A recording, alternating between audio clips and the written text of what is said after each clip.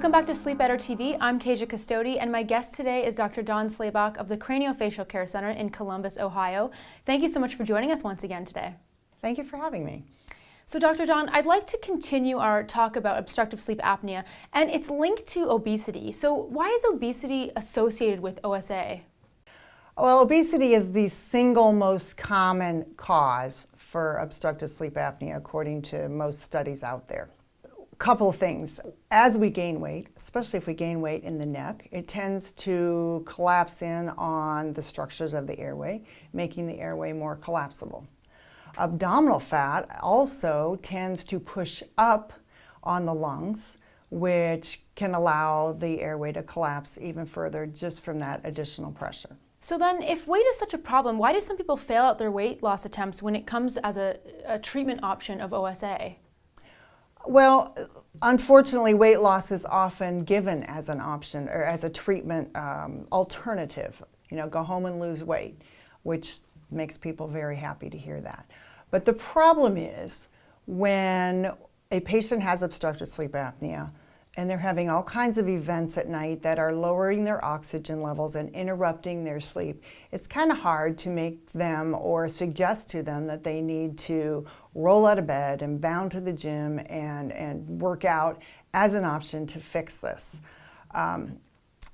The other thing is there are a lot of hormones associated with appetite, as well as just some of the feel-good hormones that get dysregulated, get messed up when patients have obstructive sleep apnea.